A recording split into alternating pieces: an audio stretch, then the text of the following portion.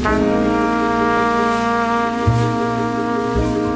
pa Kuldīgas rādio Skrundā klausījos 13. oktobrī, ka Rīga kritus. Un dienu iepriekš stāstīja par Siguldas kaujām un ka Sīvas kaujas notiek pie Inčkalna. Tā es pirmo reizi izdzirdēju vārdu Inčkalns, puika būdams. Kurzemes katlā mums bija jārok tranšejas un es biju aizmidzis, izracis tā līdz plecam, izstieps rokas un aizmidzis.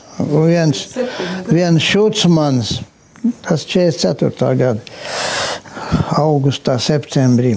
Tas jau bija Skrundā. Viens šucmans paņem lāpstu, un mamma rok 5 metri tālāk.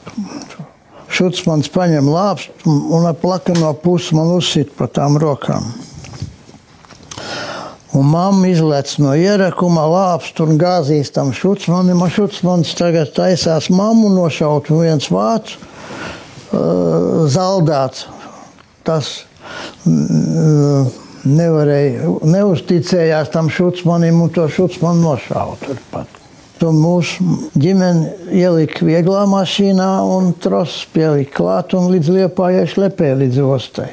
Ostā tagad 27. vakarā baigais uzlidojums uznāk. Tēvs atstāja mani pie mašīnas, es palienu zem mašīnas, pats kaut kur pazūdu, mammu, veco mammu un šito te brāli un māsu noliek patvērtnē. Ostas malā gāja, tur izrakt vienu tranšeju. Es no tās mašīnas apakšas jau redzu, kā tās lidmašīnas lido, kā zenīta artilērija šauja un sašauja tur vienu otru to lidmašīnu. Un beigās nomet bumbu pie tās mašīnas, kur es tupu. Un nāk baigās šķemba. Bet tā šķemba netrāpīja, nenāca pa taisno, bet viņi izārdīja mašīnai riteni, to riepu, un tad ietricās man te mūrā. Un man nosit, es tā tupēju, man nosit kā pieri pret tām akmeņiem. Un man bija tā ziemas mētelīts, vēl motons bies, un tā šķemba jau bija zaudējusi spēku, bet no sitiens tāpat bija pamatīgs vēl pa muguru. Tad viens vārds zaldāts man pacēla, un aiz čupras vilku skriešus man iemet tajā tranšejā uz tā ostas malā, kas bija izrakt, un pats uzkrit man virsū. Bet tur šāvieni nāca viens pēc otra. Izrādās, viņš bija ar šķembu tā sārdīts, ka viņš man jau beigts uzkrit virsū. Man viņš izglāba ar to, ka viņš man uzkrit virsū. Bet sākumā, kā bija, kad tas karš gāja, mēs nokļuvām, Krievu zonā saucamajā. Un tur bija iespēja tikt uz Angļu zonu. Un vecāki sarunājuši, bija sapakojuši mantas, un tajā dienā, kad atbrauc pakaļ, lai pa klusu aizvest uz Angļu zonu pāriet, mēs ar brāli bijām kā mugursomas sapakots.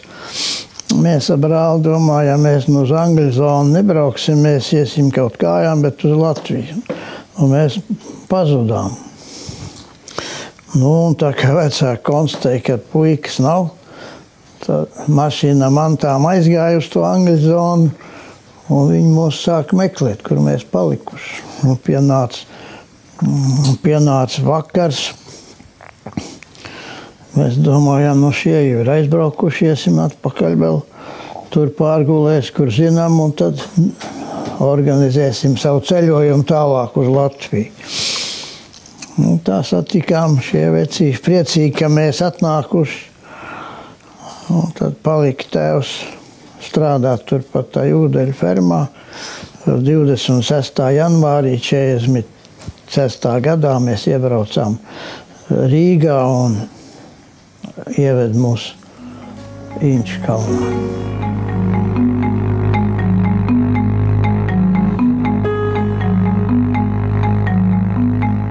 Bet ar to dakterēšanu bija tā, ka man tēvs jau izmantoja savā fermā, par cik es biju. Nebaidījos no asinīm, un man bija sīkas mazas rociņas. Un es lapsām taisīju ķēzergriezienu un pieņēmu dzemdības. Tās, kas nevarēja atnesties, viņām jau dzimst tur 6, 7 mazuļi, viens sagriežās ķersām un viss dzemdēšana aiziet. Greizi. Un es uztaisu ķēzeri, izņēmu visus lapus ārā, sašuju, viss tā kā nākās. Lapsēni izdzīvo, lapsa dzīvo un viss pēc taču izauga. Nebija strādnieki. Pa šoseju gāju cilvēka maisiņiem uz muguru, no Paskaus, kur viņi gāja, tad tēvs man lika iet 2 stundas dežurēt uz ceļu un visus aicināt iekšā, lai nāk strādāt, kas gāja pauniņu pa garām. Tādi krievu valodā runājošie, visi man savērbēt no Pleskavas šosejas palūgts, lai nāk strādāt.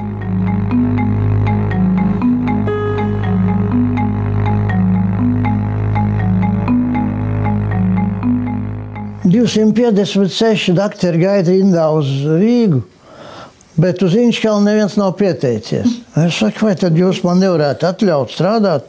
Man felčera diploms ir. Es strādāšu pa vakariem Inčkalnā, dakteri vietā. Un šitā, kas atbild pa felčeriem, tā uzraksta man rekomendāciju. Aizēju uz kadra daļu. Tā kadra priekšniece pārstiem. Viņi saka, nu, ja jūs šitā kolēģi ir uzticējusi, tad es piekrītu. Bet es jau, jūs neesat ārsts, es par jums nevaru atbildēt. Nu, tagad aizsūtu tur depešu arī galvenam ārstam Salmanim. Šie izsauc man 3. vai kurā tur datumā uz Siguldu. Es aizbraucu. Nu, izlasu man iesniegumu. Nu, labi, uz mēnesi pieņemsim. Ja nebūs sūdzības no cilvēkiem, tad varēs turpināt līdz pavasarim. Un es tā jūtos vēl tagad, 53 gadu nostrādājis. Man liekas, tas pārbaudas mēnesis vēl nav pagājis. Vēl nav pagājis.